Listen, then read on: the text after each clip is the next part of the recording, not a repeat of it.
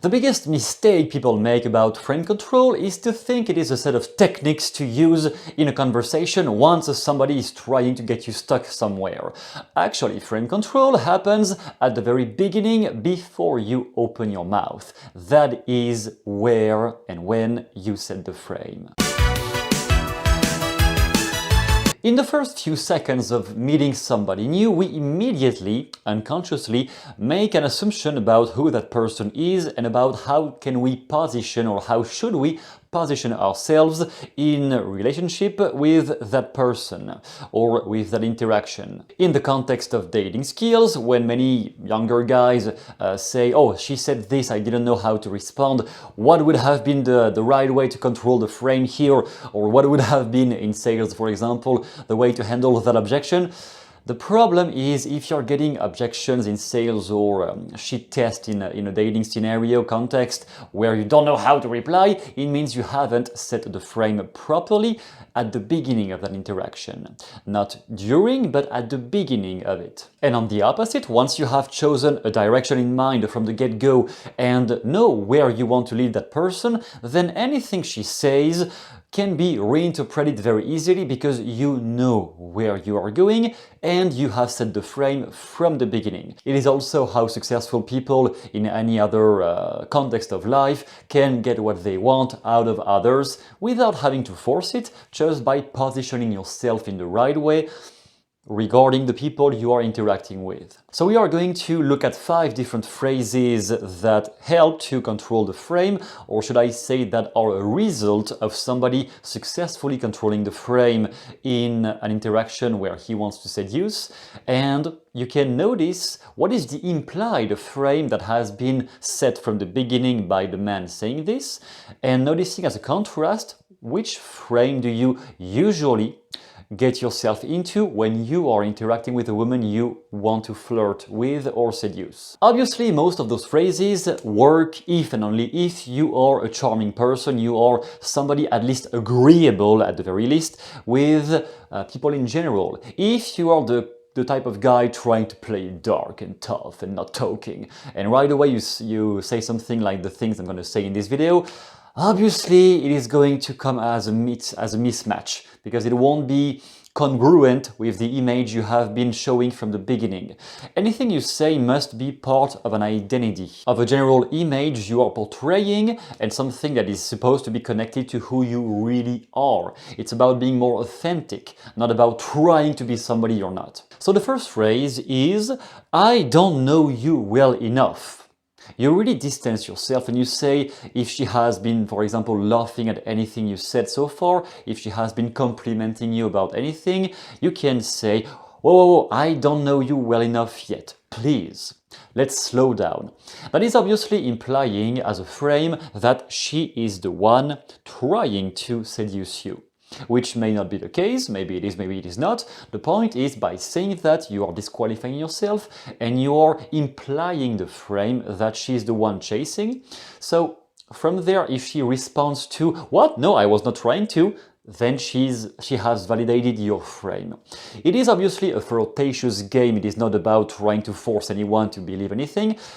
She might very well say, well, no, I'm not trying at all, and just maybe challenge you on something else. That is fine. That is a flirtatious game. If you successfully set yourself in the frame as a target to get, as somebody to get and somebody who is not easy to get, if you can validate that frame from the get-go, then it becomes a challenge for somebody else to get you. If you are too easy, then any girl can have you. But if you disqualify yourself, then it becomes a challenge for her to actually prove that she can get you if she wants. The second phrase is, how would I do it if I really wanted to seduce you? You might say that if she is kind of confrontational or kind of, playing it tough with you, you may say, well, if I really wanted to seduce you, because I obviously don't know how to do that, if I really wanted to, how should I seduce you? Because obviously I can't. So you are again kind of disqualifying yourself, but the point of saying that is to imply the frame that she's the teacher, she's superior, so any woman who might be slightly in a bad mood and kind of reluctant to your jokes or whatever, if you say that, first of all, you are easing down the potential tension. If she's trying to like get rid of you, you are easing down the tension by validating, okay, she's above you anyway, fine. You may not believe that, but at least you are setting a frame where she's the leader and she's teaching you how to seduce her. The whole point of that implied frame is that if she does reply, if she does tell you something, even if she's not really serious, it might be just a joke, but whatever she replies, if she does reply something that can explain to you how to seduce her, she's unconsciously validating that you could be a match. Doesn't mean something will happen, but she's validating unconsciously that something that you might be somebody she might want to hang out with. And maybe more if possible. Number 3, the kind of frame I used to play with if I was meeting a woman who was displaying heavy feminist views. I was saying things like, you know, when we get married, I have no problem letting you be the one in charge. You can definitely make more money than me and pay for everything I have to buy. No problem, I definitely encourage you to do this. So it is again not serious, obviously, I don't mean that seriously, but it is to, first of all, validate that, okay, I'm not an enemy, even if some feminists sometimes like to see men as enemies, not all of them, but some of them. I, first of all, acknowledge, well, I am not an enemy here, okay, fine, you can cool down.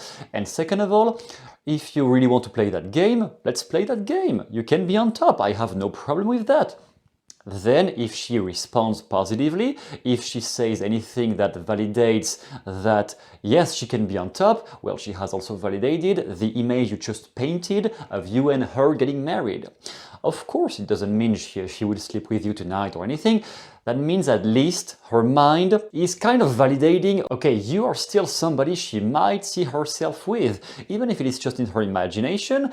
If you were a complete no-go for her, she would just not respond to that at all. So her responding to that frame, to that implied frame of you and her getting married, of we are going to spend time together anyway, that is an implied frame that you and her are going to get together anyway. Number 4, this one is to be used if she has at least a smile at you and really intensely gazed at you or laughed at a few jokes from you already. You say, I know you keep dreaming about me, but please try to hide it.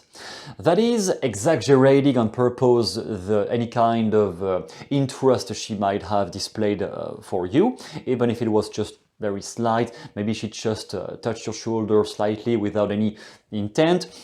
You saying, oh, I know you dream about me, but please try to hide it, I'm not so easy. You are again implying the frame she is chasing you, and that might escalate things even if it is a joke. Some jokes are rude and some jokes can escalate the sexual tension between you and her.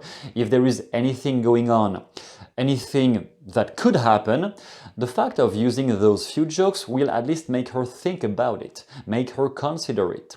And if you stimulate her emotions, she will think about you more easily than if you just stay cold and logical for hours.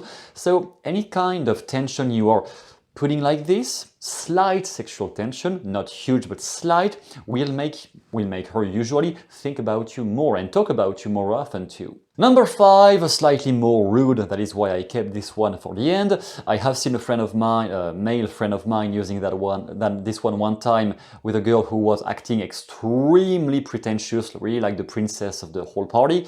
And he met her and she almost like made fun of her for just being another guy approaching. I think her name was Mary or something like this. And he said, "Whoa, Mary, you have the same name as my grandma, congratulations." And she didn't laugh. The other friends around said, "Ooh!"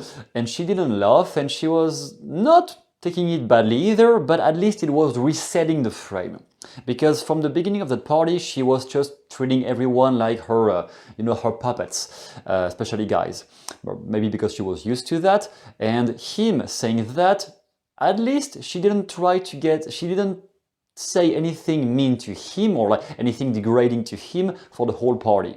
Did he sleep with her? No, but at least It was resetting the balance. So you have the same name as my grandma, or saying anything slightly like an egg in the mystery method, saying anything like this explains that you disqualify her, you don't see her as a potential partner at all. Again, it is an implied frame. It doesn't really matter which words you say, what phrase you use, what language patterns you use the most. It is about how did you position your interest or intent from the beginning of that interaction. How did you position yourself in a relationship to that person? If you can set a frame where you are the one to chase, you are the one to win over, you are naturally reframing anything she says more easily, because you see everything from now from the lens of somebody who is of value, at least enough to get people to try to get him. Now, if you want to go further with communication skills and figuring out how can you use language more efficiently whenever you interact with somebody that you want to date, somebody you want to have healthy discussion with, or even somebody you want to help when they have some limiting beliefs, you can download down below the 7 steps to master sleight of mouth. It will be a useful resource to figure out how communication works from an unconscious standpoint, and how can you use better logic or better words whenever you want to convince somebody else to see things your way, or to influence in a healthy way whenever you have important things to say. It is down below in the description. Thank you for watching. In any case, keep listening, keep working, keep developing your skills, and I will see you soon in the next video. Thank you.